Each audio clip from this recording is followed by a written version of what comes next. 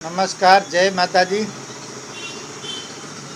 તાજેતરમાં જ 7 તારીખે લોકશાહીનું સૌથી મોટું પર્વ લોકસભાની ચૂંટણી ખૂબ જ શાંતિપૂર્ણ રીતે પૂર્ણ થઈ અને એના માટે જે કાંઈ ક્ષત્રિય સમાજની નિર્ધાર હતો, એનું આયોજન હતું, એ મુજબ અત્યાર સુધીની જે ચૂંટણી હતી એમાંથી સૌથી વધુ શાંતિપૂર્ણ રીતે પૂર્ણ થઈ. એના માટે સમગ્ર પ્રજાના જુદા જુદા વર્ગો ધન્યવાદને પાત્ર છે અને મીડિયા ન પણ એમાં ખૂબ મોટો સહયોગને રોલ રહ્યો છે.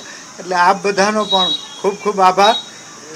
અમે 4-5 દિવસથી અમે ચર્ચા કરતા હતા, જે લોકો સંગઠનમાં હોય, ટીકુભાઈને પણ અને બીજા 5-7 જણા અમારામાં જે થિંક ટેન્ક કહેવાય, કે જ્યારે પણ કોઈ પણ સંગઠન એની તાકાત બતાવે છે, અવાજ રજૂ કરે છે, એકતા થાય છે, ત્યારે સામે પક્ષે કોઈને કોઈ રીતે એને નબળા પાડવાનું આ તે એવા પ્રયત્નો થતા હોય છે અને એના ભાગરૂપે કાંઈક ને કાંઈક થતું હોય છે. એમાં જે કાંઈ પીટી જાડેજા સાહેબ એ વાત કરી, સંજોગો વસાતી કાંઈ જે કાંઈ એમના પોતાના ટેન્શનમાં હોય અથવા તો બિનજરૂરી વ્યક્તિઓ દ્વારા એમને જે કાંઈ પરેશાન કરવામાં આવતા હોય ફોન કરીને આતે, એના એક ચિંતામાં એ કે જે કાંઈ બોલ્યા, પણ એ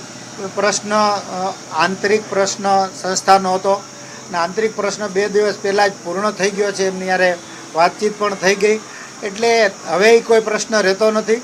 સંકલન સમિતિ એક જ છે. કોઈ પીટી જાડેજા સાહેબે રાજીનામું પણ નથી આપ્યું અને આખી સમગ્ર સંકલન સમિતિ એક જ છે અને બધા સાથે જ છીએ. મને એ કાંઈ બાબતમાં કાંઈ એવું લાગતું નથી. એ બધી ગૌણ બાબતો થઈ જાય છે. જ્યારે સંસ્થાનો આંતરિક પ્રશ્ન હોય ને સમાધાન થઈ ગયું હોય, વાત થઈ ગઈ હોય, ત્યારે એ પ્રશ્ન બહુ રહેતો નથી. પણ મેં આપને કીધું એ પ્રમાણે એમને જે કાંઈ ચિંતામાં બોલ્યા હોય, પણ બધું જ વસ્તુઓને હવે એમને ચોખવટ કરી દીધી છે કે સંકલન સમિતિ સાથે છે, સંકલન સમિતિને મજબૂત કરવાનું કામ કરશું. એટલે એમનો છેલ્લે ઓડિયો પણ આવી ગયો છે. એટલે હવે બધા પ્રશ્નો પતી જાય છે અને આગળ ઉપરનું અમારું કામ ચાલુ રહેશે. ના, એ હવે એ ભૂતકાળની કોઈ બહાનો તો જો ચૂંટણી હોય ને, આપને બધાને ખબર છે કે આપણો મુખ્ય પ્રશ્ન શું હતો, કોઈ પક્ષ, કોઈ સરકાર, કોઈ વ્યક્તિનો વિરોધ કરતા અમારા માટે મુખ્ય બાબત એ હતી કે દેશમાં જે કાંઈ વાણી વિલાસ થઈ રહ્યો છે, નૈતિક ભ્રષ્ટાચાર થઈ રહ્યો છે, એને માટે અવાજ ઉઠાવવો, એને અટકાવવું. અને એના જ ભાગરૂપે આવી બાબતો થતી હોય. એ ચૂંટણી હતી એટલે રાજકીય બાબતો થતી હોય, પણ 7 તારીખે એ બધી બાબતો પૂરી થઈ ગઈ છે અને બધાને જ પણ અમે અપીલ કરી છે, અમારા સમાજમાં પણ અને બધાને, કે હવે પછી કોઈ પણ વાણી વિવેકનો ધ્યાન રાખવાનો છે. કોઈના માટે બિનજરૂરી શબ્દો વાપરવાના નથી અને આ બધાને લાગુ પડે છે. અત્યાર સુધી બધા જે પ્રમાણે અનુશાસનમાં રહ્યા છે એ જ પ્રમાણે અનુશાસનમાં હવે રહેવાનું છે. હવે રાજકીય વાત રહેતી નથી, હવે સામાજિક વાત રહે છે. એટલે સામાજિક રીતે આપણે જે કાંઈ પ્રવૃત્તિઓ કરવાની હોય એ આગળ ઉપર ચાલુ રાખશું. હા, એટલે એમાં શું બાબત છે, પરમ દિવસે પીટી જાડેજા સાહેબે મને ફોન કર્યો. હું ગામડે હતો, પણ મારે પોતાને છે ને, મને ઘણા ટાઈમે હું ગામડે ગયો, ખેતર ગયો હતો, એટલે મને તડકો લાગી ગયો. અમારી અંગત બાબત છે, પણ છતાં તમને ચોખવટ કરું છું. એટલે હું સૂઈ ગયો. એમને બપોર વાત કરી હતી, પણ એમને જે અમારે નિવેદન બહાર પાડવાનું હતું એમાં મોડું થયું અને એમને ફોન આવતા હોય એટલે થોડા ટેન્શનમાં આવી ગયા હોય, બીજી કોઈ બાબત હતી નહીં.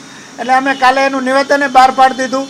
પરમદી રાત્રે અમારી કમિટીમાંય મૂકી દીધું કે સમગ્ર કમિટી એક છે, પીટી જાડેજા સાહેબ સાથે છે. એટલે સામાન્ય ગેરસમજણ જેવી વાત હતી એ બધી દૂર થઈ ગઈ છે. હવે કોઈ પ્રશ્ન રહેતો નથી. ના, પહેલાંય સાથે જ હતા, દૂરે કરવામાં નથી આવ્યા. આમાં સંકલન સમિતિમાં તો કોઈ એક વ્યક્તિ નિર્ણય લેતું નથી, તમને ખબર છે. એટલે એવી કોઈ બાબત હતી જ નહીં. એટલે એ પ્રશ્ન રહેતો જ નથી. ગેરસમજણો દૂર થઈ ગઈ, બીજું કાંઈ છે નહીં. એવી કોઈ બાબત આપણા ધ્યાનમાં નથી આવી. પણ હવે જ્યારે આ જાહેર જીવનમાં કોઈ પણ સંસ્થા એવો અવાજ ઉઠાવે, એ ઘણા લોકોને પોતાના વ્યક્તિગત કારણોસર કે અલગ અલગ કારણોસર એ ન ગમતું હોય, સ્વીકાર્ય ન બનતું હોય, એટલે પોતાની અનુકૂળતા મુજબ અર્થઘટનો કરતા હોય અને બિનજરૂરી રીતે હેરાન પરેશાન કરવાના, ખોટા ફોન કરવાના એવું કરતા હોય. પણ એ બાબતો હવે રહેતી નથી. એ બધી બાબતો ગૌણ થઈ ગઈ છે. આના પહેલાં પણ આપણે આ ચોખવટ થઈ ગઈ છે કે અમારા 2 સિદ્ધાંત હતા કે કોઈ પણ પક્ષ પ્રેરિત ક્યારે કહેવાય, કોઈ પણ પક્ષની વિરુદ્ધમાં, કોઈ પણ પક્ષની ફેવરમાં અમે હતા જ નહીં. અમારો એક અવાજ રજૂ કરવાનો હતો. સામાજિક લડાઈ હતી, અસ્મિતાની લડાઈ હતી.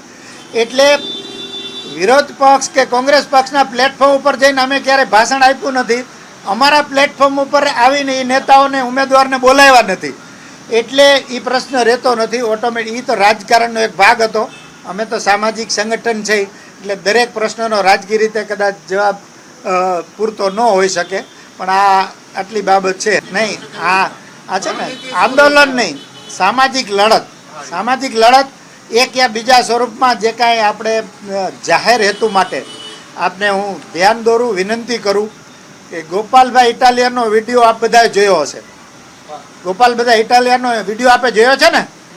અને આના પહેલાંની ચૂંટણીઓ મોટાભાગના લોકોએ જોઈ હશે. મોટાભાગના જોઈ છે ને બધાએ, કે નથી જોઈ?